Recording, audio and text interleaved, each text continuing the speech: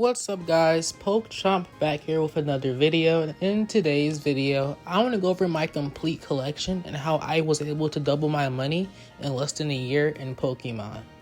Some little backgrounds to it. I started investing in Pokemon before Surging Sparks. I was investing in Pokemon in like September of last year. That was my first few purchases.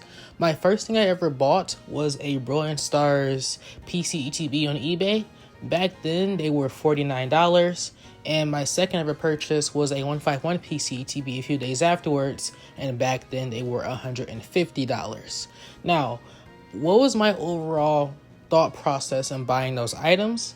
It's simple. They are exclusive, they are rare, and I knew that they wouldn't be made again.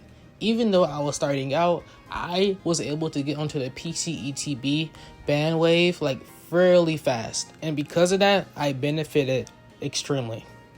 I was able to get Surging Sparks PC ETBs on a release launch day for MSRP, Shroud of Fable for MSRP, was able to get the Black Bolt and White Flare PC ETBs for MSRP.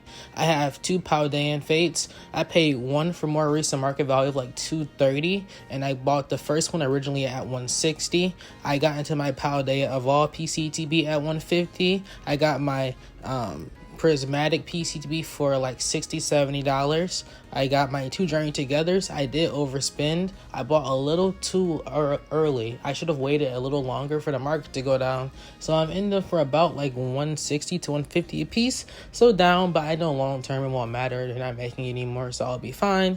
And I also got my Obsidian Flames PCTB. Bought it for like $260ish. I'm still up on that. So yes, buy exclusives if you plan to hold for a long time. All of these items will be extremely expensive long term. I made sure to buy PCTBs that were actually low print. There is a little poster here I'm going to show, but basically somebody on Reddit was able to find all the low print PCTBs, and I focused on that for a hot minute. I believed in PCTBs before anybody else did. I was able to score, and now I basically have all my girls. So that's pretty good for me. I plan to keep holding PCTBs, but only the newer ones at MSRP. I don't really want to buy as much anymore for newer ones because they're printing way more. Now, when it comes to overall other product I invested into, I was focusing on Crown Zenith. My first ever Crown Zenith ETB purchase was $70. I decided to buy this because I recognized that the set was underpriced. It has an insane amount of chases, and you can never go wrong paying for a Crown Zenith. I am in Crown Zenith for about like $400, and I own 4 ETBs, so about like $100 a piece on ETB. Plan to hold those long term. I do not see why they can't surpass Hidden Fates.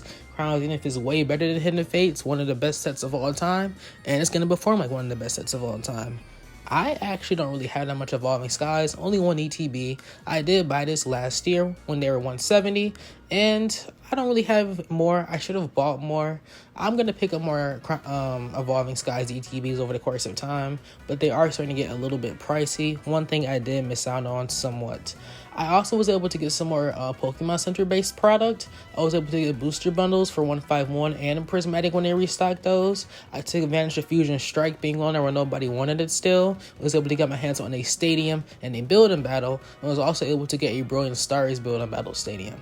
What you have to realize in Pokemon is you have to buy things when nobody else wants it. When people think things aren't valuable, you hold them at their lowest, you keep them and let them grow. You don't overspend. If you're gonna overspend on out of stock product or exclusive product. You shouldn't be buying Destined Rivals and all these other crazy things at these over expensive prices when they're going to be printed for way more years to come. Not to mention Black Friday deals and Cyber Monday deals. I almost forgot to mention these, but when Black Friday was around last year, I got a Lost Origins ETB for $20. And Cyber Monday last year, I got those Legendary Warrior Collection boxes for $40 a piece. Like, you can make good plays if you just stay around for the long term.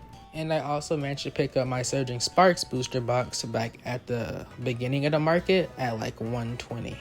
So, my predictions on what I think the next overall year holds for crazy gains. I think Crown Zenith still has a bunch of untapped potential. So does Fusion Strike and Evolving Skies, but Crown Zenith is still on the cheaper side. So I think that will see some of the best gains. Crown Zenith is really about to start pushing 200 plus the ETB, and people thought that was going to be the end of your price for Crown Zenith. Honestly, with how crazy Crown Zenith is going, we could see 300-400, maybe even 500, but I'm not going to say 500, but maybe $300 to $400 ETBs. Crown Zenith is being ripped so much. It's out of print. It's a really good set. Nothing wrong with it. 151 when it gets announced for out of print, it's gonna go really insane. I think Paldan is still a good investment for PC, TBs, and MSRP, of course, for everything. Honestly, the best way to double your money in Pokemon is holding something you believe in and actually holding it when it goes up and when it goes down. I've had much product that I bought over the course of time that would spike down or spike up, and then, just sit there for a few weeks or maybe even sometimes a month or two. And the next thing you know, it starts to go crazy. Celebrations did the exact same thing. Was $70 and $60 for literally almost 5 years. And now recently, in the past 2-ish months, now it's like a $200 ETB. But overall, guys, that's everything for this video. Until next time, PokeChomp out.